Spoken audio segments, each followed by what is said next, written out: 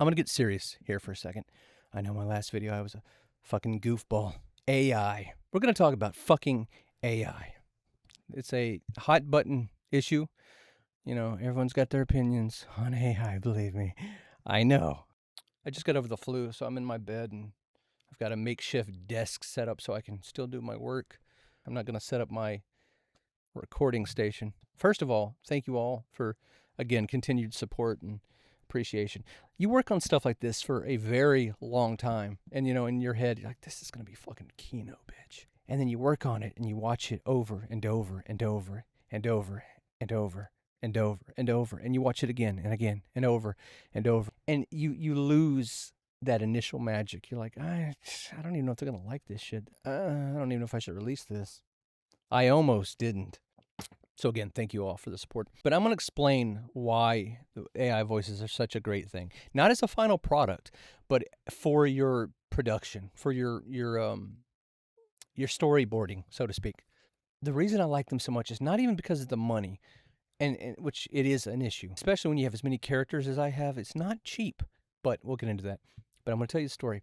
I will turn into what the AI voices have to do with this, but I'm going to go on a tangent for a second. I had so much I had wrote and even filmed and edited for like Richard and Harold that I end up cutting because of pacing. One of my all-time favorite quotes when it comes to filmmaking and just doing TV shows and movies is that there's 3 movies you make when you make a movie or a TV show: is the one you write, the one you shoot, film, and the one you edit. And let me tell you something, this is 100% true. So if you haven't seen the prologue, I suggest you watch it.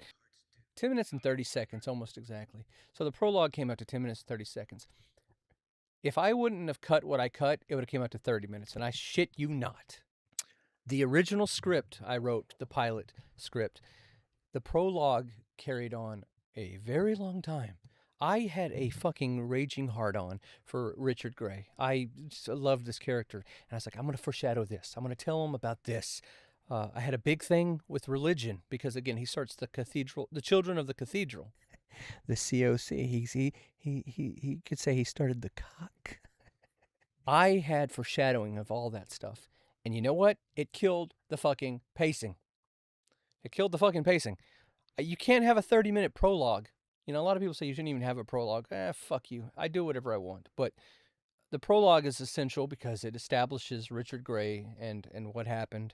The prologue for my show sets the tone. Body horror, there's going to be friendship. Maybe the real FEV was the friends we made along the way. I want emotion, I want friendship, I want enemies, but I want redemption. All the biggies. If you do both writing and editing, you'll know what I'm talking about. But one of the hardest things you can ever do as a writer is when you've got to switch over to being an editor. Because at that point, everything you put into with the writing, you fucking cut it out. You know, I filmed full-blown sequences, full-blown sequences that I completely cut or I shortened because it just killed pacing. If it doesn't belong, or if it kills your pacing or it kills the mystery, you got to cut it. You have to cut it.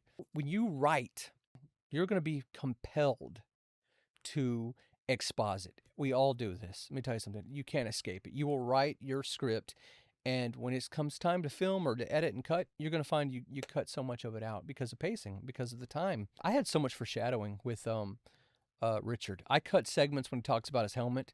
My friend was like, why does he got his fucking helmet off? They shouldn't have no helmet in this. I'm like, I did that because I wanted his head and his spine to crawl out of the power armor. So I was like, well, he can't have a helmet because he's going to be exposed to FEV. There's this whole big segment about him not having his helmet. Harold asked him, what happened to your helmet? Oh, I dropped it. I lost. I cut it because it's irrelevant. It doesn't matter. So anyway, to loop back to the voices, I cut so much out of that prologue that I'd already recorded. Now, let's say I had spent money. Okay, I have my script. It's finalized. And again, to go back to that, the movie you write, the movie you film, and the movie you edit. I wrote it out. I thought it was perfect. In my head, it worked out perfectly. This was going to be the bomb. I recorded all the audio, and I ended up cutting so fucking much. 3/4 I ended up cutting. Okay, what if I'd have paid for all that voice acting, from these characters, and I didn't end up using it because it just didn't fit? Directors, they have the luxury of having a paid-for actor, We'll do as many takes as we need. And if we cut it, it doesn't matter. It's all part of the budget. It's already paid. It's already allocated. So I think a better solution is use the AI voices as a storyboard, okay?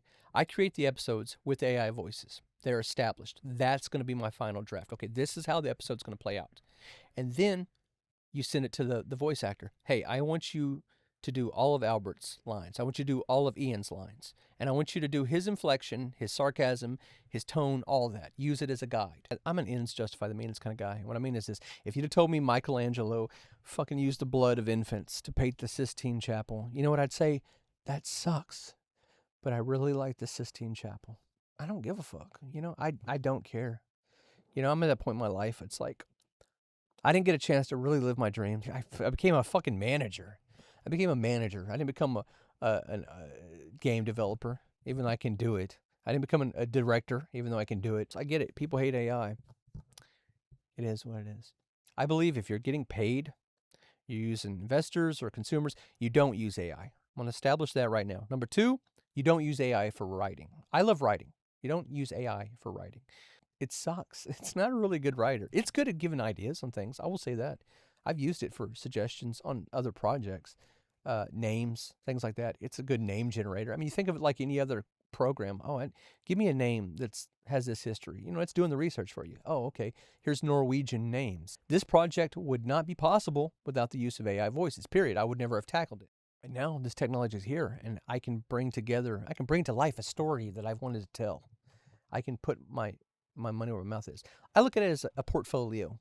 This is my producing abilities. This is my directing capabilities. This is my editing capabilities, my textures, my custom meshes, my level design, all these little things that are reflecting my talent. I know what kind of delivery I want from an actor. I know what kind of performance I want, you know.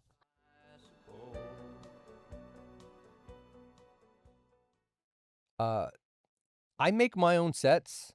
I don't think I use any of Obsidian's worlds or cells in my footage. I'll have to look. If it does, I'll put it up on the screen right here. But all these sets, I make myself. All the worlds, I make myself. I make all the environments, all the cells. Of course, I'm reusing assets from Bethesda and Obsidian. But I do create my own. Like, Vault City has a lot of my custom assets. Shady Sands has a lot of my custom assets. Meshes, textures, things like that, which I don't use AI for. I have used AI for texture creation on a couple occasions, like a billboard, because I'm not going to draw a picture of a fucking bunch of people sitting around a fire or a bunch of old people at a deal, mainly because I can't. I can do texture work, but I'm not an artist like that. I'm not a drawer. I'm not a painter. I save fucking everything. In fact, let me get my deals here. All my drives here. This isn't even all of them, as you can tell. I back up everything. So all my project files are saved. I don't lose anything, no footage, none of that. So later down the road on these episodes, I want to trade out the audio with real voices. I can do that. Just export the video with the new voices after I've re-edited. And it's a waste if the story ends up sucking. You know, what if it was all said and done? I'm like, wow, that was a disappointing show. You know, and everyone's like, I would have wasted thousands of dollars on voices. So look at it as the foundation. Look at it as a storyboard.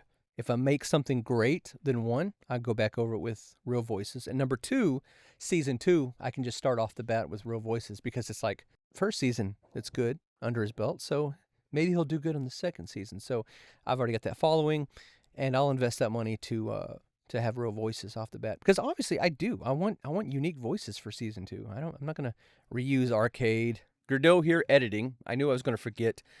Somehow, one of the major points of this fucking video, I don't know how I forgot this, but logistics, dealing with logistics, workflow. If I'm working on something at 2 a.m. and I realize in editing this line doesn't work or I need to change the script, you'd have to reconsult with an online voice actor. And it might be an entirely new session, which is new money. Am I going to hit up the voice actor and say, hey, here's $250, I need a new session with new lines? Yes, you could, but then you've just trashed all that money. So I think, to reiterate, to get an idea of what kind of performance you want, and then the actor comes behind it and recreates it with a natural voice. But yeah, anyway, just wanted to add that in.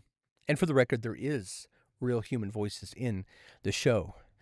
I'm in the show if you didn't notice. Speak for yourself, retard. Speak for yourself, retard. I don't have a script, but I'm kind of eyeballing certain points I want to cover. I know I'm going to forget something after I close this fucking video, and I'm not going to do this again. Learn something. Go fucking learn to do something. I'm self-taught. Everything you've seen, I've taught myself over the years. Don't let your dreams be memes. Get the fuck out of my face, bitch.